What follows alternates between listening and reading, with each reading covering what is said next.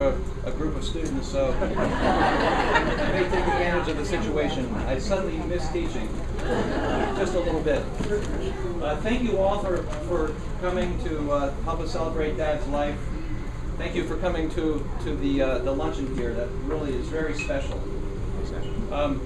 My younger brother, James, we've asked him to actually do a eulogy at church, and because of changes in the diocese, rules and regs, it can't be done at a church anymore. So we certainly wanted Jamie to do that here. And that will be followed by my son Luke will do a grace for us then right after my brother is done. So if you could just give your attention to my brother just this one time in your life. Quite all right. So, can you get that music for me, Joe? I'll see what I can do. Let me work on it.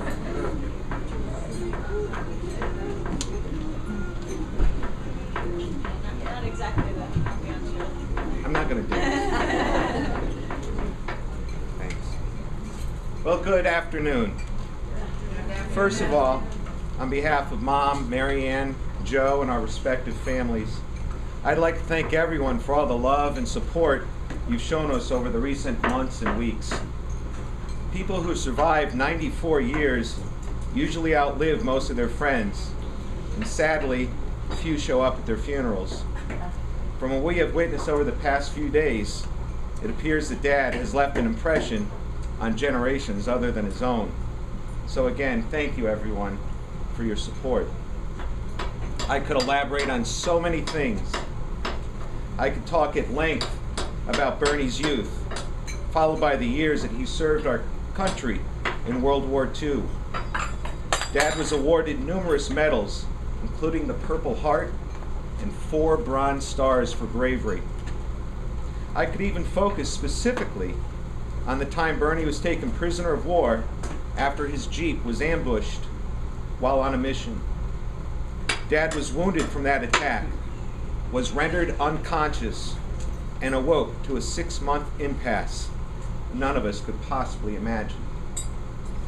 I could talk in detail about my dad's employment, primarily as an electrician, and then as a letter carrier for the United States Post Office. As my brother indicated, it's kind of fitting that Bernard Work Southerton, as he called himself, passed away around Labor Day weekend. I could talk forever about all the time that he spent with his family, how proud he was of his children, grandchildren, and great-grandchildren, and how much he loved and cared for Mom. I could tell plenty of stories about his friends, and I could elaborate further on the Parkway Drive relationships. I could speak in great detail about family gatherings with his brothers and sisters, nieces and nephews, and about all the wonderful times and travels he has had with his in-laws. I could go on and on about his sense of humor and his silly puns. There are quite a few of them, so I'll spare you. I could speak extensively about Dad's love for nature, especially for his backyard birds, ducks, and deer, and how he was an outdoorsman back in the day. I could tell you all about his TV shows, such as Gunsmoke, Lawrence Welk, Hee Haw, Pennsylvania Polka, Carol Burnett, and All in the Family, just to mention a few. He also enjoyed watching boxing and baseball, and he easily could have managed the New York Mets. There are so many particulars on which I could focus that if I started, I would take up way too much time, and I'd surely leave out some great stories and plenty of names. So how do I approach a situation in which I could talk forever about the greatest man I have ever known? Well, as many of you know, I am a teacher, and with that comes homework. So I have an assignment for everyone gathered here today. I want you to eulogize Bernie. Now don't worry, I'm not going to make you come up here and give a speech in front of the class.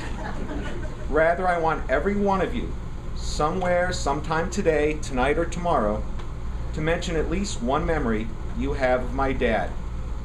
It can be a simple statement, a short story, or a long conversation. Perhaps it could be in the form of a little card or note to my mom. Maybe some of you could even post something on Facebook. Mom will definitely see it then. If you do this little assignment, I'm confident that my dad will hear your testimonies. So while I find it nearly impossible to give a point-by-point dissertation of my dad's life, I feel that I must at least elaborate on 3 of the many character traits that Dad has always possessed. 2 of these traits would be perseverance, combined with unsurpassed kindness. Allow me to explain. Many might not know that my dad had a lot of trials throughout his life. Yet, through it all, he has always persevered. Pop knew about struggles from the beginning. He was the youngest of 6 children, and he grew up without his father. Yet, without a consistent male role model in his life, Bernie still became the best husband and the best father for whom anyone could possibly ask. I don't remember Grandma Southerton, and I know she had support from her parents and from her other children, but I'm guessing she must have been a special lady to raise such a fine young man in Bernie. Consider also that Dad, at the age of 8, just as a child, witnessed the beginning of the Great Depression. Food was scarce, so he knew all about hunger, even as a little kid. Perhaps this is why he cherished treating his family to dinner as often as he did. And whenever Dad would treat us to supper, he would always leave a generous tip, and then he would always be sure to tell the waitress, "Thanks, you did a good job. You did a good job." How's that for perseverance and kindness? The Great Depression led Dad right into World War II. The sights, sounds, and experiences from that war could have turned anyone into a bitter person. Yet somehow, just a few years after he returned from Germany, Dad was able to win over Mom with his charm and kindness. And I'm guessing his good looks too, right, Mom? Okay. He still was. Talk about perseverance. In his midlife, Dad worked hard to support his family. In addition to supporting his family, he also helped others, often free of charge, with various construction projects and handyman jobs. Even after long, hard, hot days on the job as a letter carrier, where he could have just come home and taken time for himself, he persevered with kindness to assist others with his free time and talents. There are countless houses in Wayne County and beyond that have Bernie Southerton's name on them. Just as his siblings watched out for him in his formative years, Dad did the same for and with his brothers and sisters in their final years. He lost Aunt Marie far too early. He tended to Aunt Ruth as much as he could and took her to breakfast almost every Sunday after church. He was there for his brother, I'll call him Juggy, at least twice a day when he became homebound. He picked up Uncle George twice a week to see the McDonald's gang and then to do the recycling. And the care that Dad showed Uncle Bill, Aunt Alberta, and Lenita during their final years was unbelievable.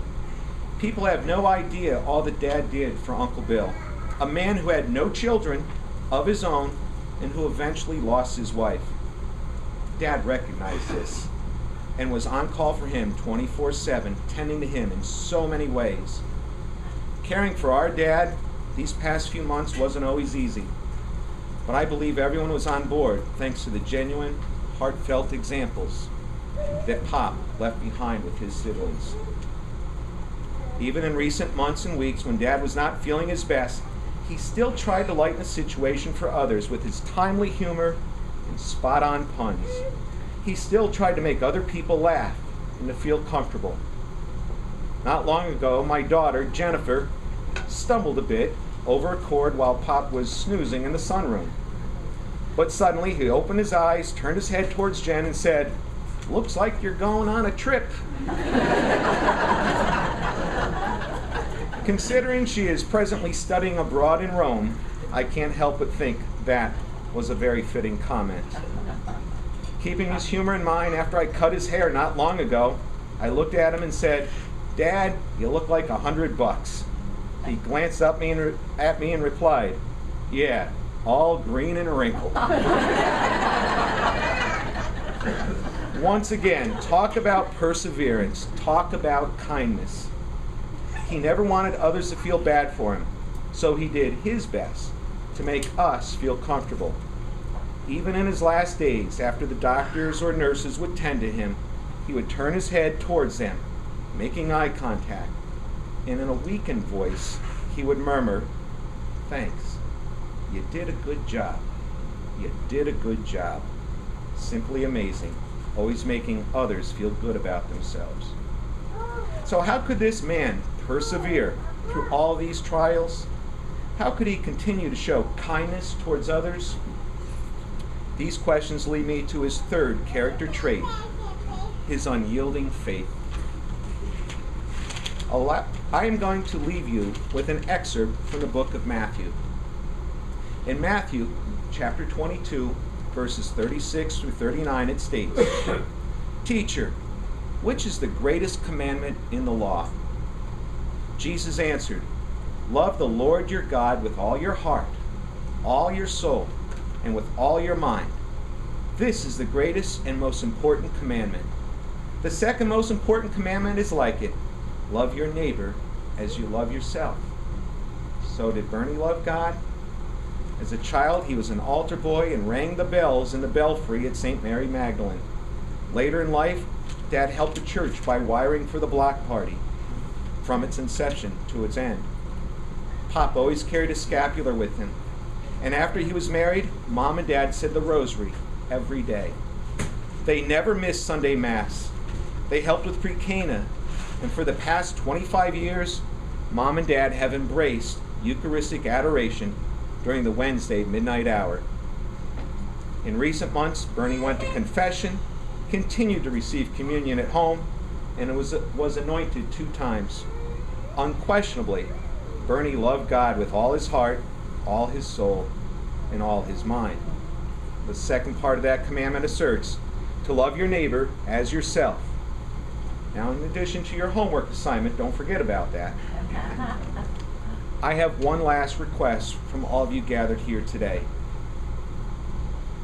If Bernie Southerton was one of the very nicest, kindest, most humble, most sincere, and most genuine human beings with whom you have ever come in contact, please raise your hand.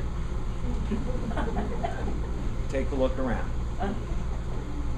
Looks to me as if Bernie Southerton followed the greatest commandment in the law.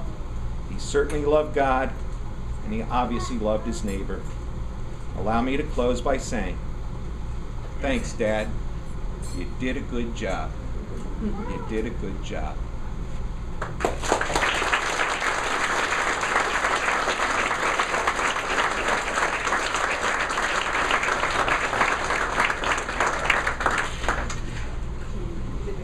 Well, brother, you did a good job. Well done.